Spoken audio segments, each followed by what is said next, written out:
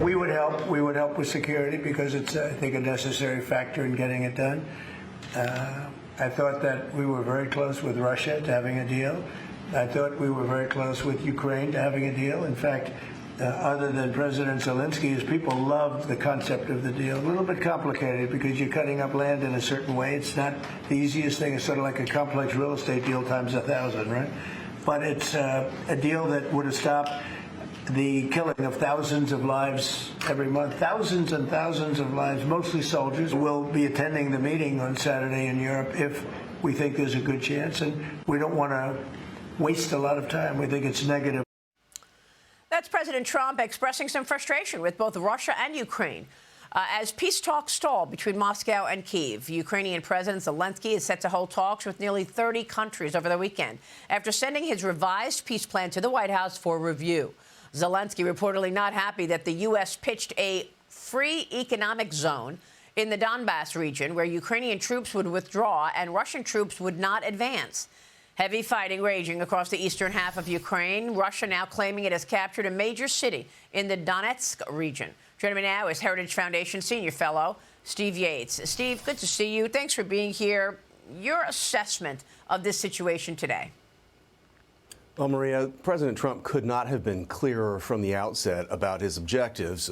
Stop the killing, hold the peace, carve out an alternative path to peace and prosperity that keeps us from returning back to this same tragic circumstance. He's worked tirelessly. I've never seen a national security team do this much, travel this much, negotiate this much on a whole range of things in a first year than this one has. This meeting with European leaders hopefully presents some kind of a plan that presents progress. I'm a little bit skeptical because Europe still remains too dependent on Russia economically, and they've had to be dragged kicking and screaming to do what they need to do for themselves and their neighbors. But that's the prerequisite for this holding. If it's going to hold, then Europe's going to have to do more for Europe. America plays a decisive supporting role, but ultimately they also have to put pressure on Putin to make the strategic choice he hasn't made yet to take step one and stop the killing. I mean, that's really the bottom line here. Somebody's got to really put the pressure on Putin because he says he wants to end this, but he doesn't want to end it because if he did want to end it, we would see more conciliation and sort of concessions. Isn't that right? Absolutely true. I mean, it's just a sad fact of the world that the bloody-minded people have a wide berth of opportunities and options. It's the people who want the peace and to stop the killing who have to work extra hard. And really, unless you have decisive leverage, you're not really moving tough leaders like Putin or Xi Jinping in China and the like. Yeah. Meanwhile, a new top-secret report from the Pentagon is warning that the U.S. military would likely suffer defeat to China if it intervened in a war over Taiwan. The New York Times reporting on the overmatch brief, a multi-year assessment of how this conflict could play out, Steve. The Independent writes this. The report recently delivered to senior White House officials said China's rapidly maturing arsenal, particularly its long-range precision missiles, expanding fleet of advanced aircraft, large surface vessels, and its counter-space capabilities now places U.S. forces at a significant operational disadvantage in the region. Steve, your reaction? Well, first, Maria, I spent a generation in government and out of government on these things, and a lot of times these wargaming exercises are meant to influence more than inform, somewhat like intelligence can be generally. But the net effect of this, if it urges the United States and our allies to do more, to be better prepared, China spent a long time getting pretty far ahead to bring capabilities to bear. We do have to play some degrees of catch-up. However, I do think that our vital ally in Japan is doing more. Taiwan is trying to invest more and do more. And the United States has a strategy to balance a little bit more of these capabilities that I think should complicate things for China, especially in applied technology to weaponry. We're racing ahead in that area, hopefully in time to deter and keep the peace. I mean, look, there's something called the Davidson window, which, of course, you know, and that is Admiral Davidson suggesting that China will go into Taiwan in 2027, 2028. If they were to go in sooner than that, what is your conviction that the U.S. Could actually compete and actually stop China from overtaking Taiwan right now, before 27, 28? Right. Well, that's the reality of what we've lived with for some time, and especially now. China could destroy Taiwan if it chooses. It has overwhelming missile and other capabilities that could wipe things out. I don't know that that is any kind of a victory for Xi Jinping or the People's Republic.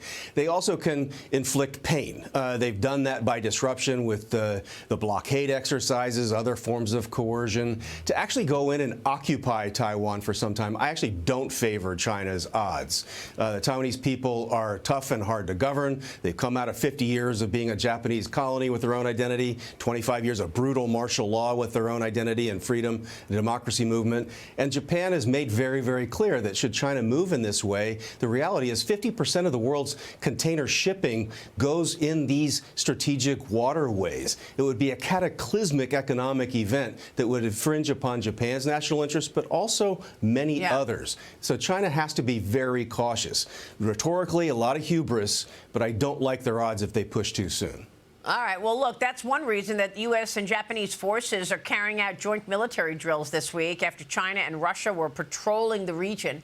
Japan reporting bombers from both countries flew near the western part of the country. No airspace was violated, but Tokyo was scrambling fighter jets in response. White House Press Secretary Caroline Leavitt commented on it yesterday. Watch this.